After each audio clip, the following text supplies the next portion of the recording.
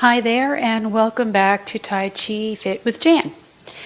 I'm putting this on both of my YouTube channels and my Facebook, Tai Chi Fit with Jan, just so everybody can have access to it. So here we are in the second part of the Yang Style 9 form exploded, so that you can actually see each kind of movement in its entirety in the Tai Chi form, not the Tai Chi Fit form. So we were finishing up, last time we did brush, knee, and push, and parting the horse's mane. And now we're going to get to a really, it can be the most difficult part for some people because it really has to do with timing and synchronization and breathing, and it kind of blows your mind to start with. So that's why I wanted to do this in one tiny lesson. So we'll start back like we were, right here, parting the horse's wild mane. Now, the bottom hand, to get ready to do cloudy hands, sweeps up. And as it's doing that, it's a good idea to make sure that you, as it's coming up, that you bring this toe straight forward to your line of movement, okay?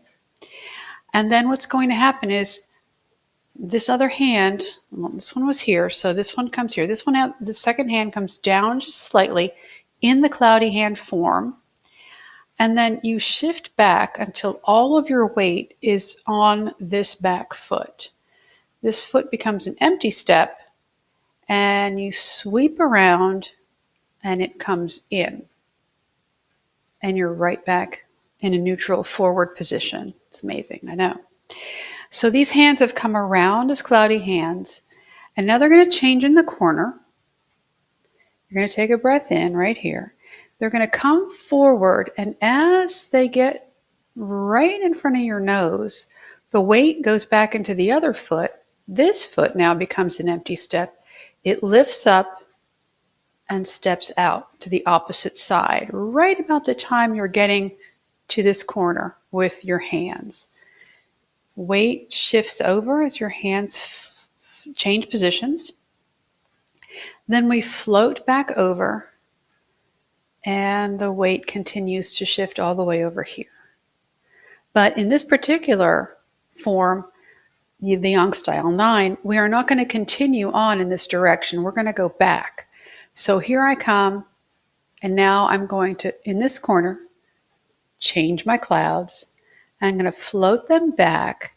All the weight is now shifting onto this foot. So when I get right in front of my nose, this foot's now an empty step. And as my hands come across, that foot again steps in. I make my change of hands in the corner, and I bring them over, and this foot steps out as I get right in front of myself. And then over here, the weight shifts. And I bring them back to the center, and that's it. They come back to the center. When my hands get to the center, this foot is an empty step again. Only this time I'm going to step back because I'm going to do Rooster. And then you put your foot down, shift forward, put all the weight on that foot, and then this hand does Rooster. All right, so let's go back again and look at that cloudy hand stepping movement, because it can really blow your mind.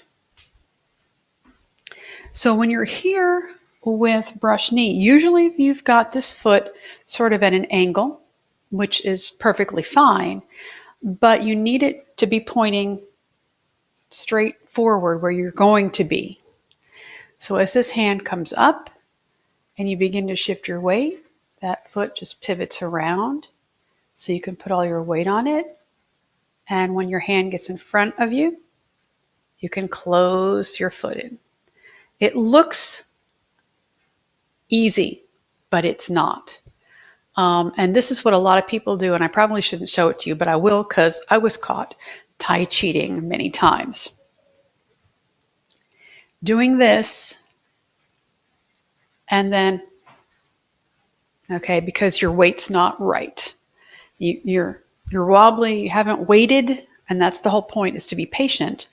You haven't waited and you're out of balance and you're out of sync and you grab your foot and put it in. And that's perfectly fine for the first 150 times you do it. After 150, though, you should be mindful enough to pivot that toe, wait till your weight's there, and then bring it around nice and smooth. I get confused too. We're here at the end of part horse's mane. Hand comes up, toe pivots square, weight shifts, foot comes in. Shifting the hands, weight shifts, exhaling. When the hand gets in front, the other hand guide that foot in the opposite direction. Shifting here, and nothing happens. Coming on up,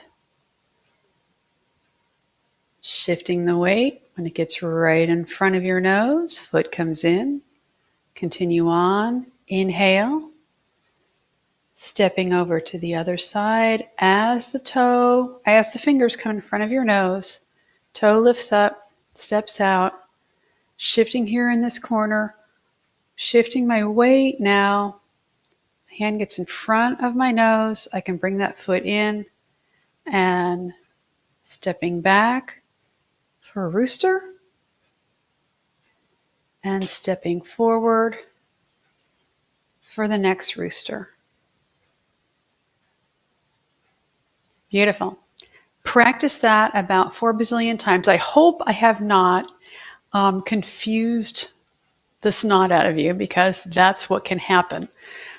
But remember that the hands and the feet work together, but not necessarily one over the top, right? So you can be doing something here and having that foot come out as opposed to that foot coming out. Well, I shouldn't have done that because that's going to confuse you even more. Back to the beginning, always. Start it over and repeat, and then go back to the beginning and repeat it again. You'll Tai Chi, I know you will. And then eventually you'll start to feel where the breath is supposed to be, feel where your hands are supposed to be, feel where your weight is supposed to be, feel where your foot is supposed to be. And that's at the point where you're starting to really absorb cloudy hands with a step. Next up, we will do step up with a kick, and the last piece, grasping sparrow's tail. Till next time, practice, practice. If you have any questions, go ahead and comment or ask a question or whatever you need, and I'll try to get back to you as soon as I can. Till next time, bye.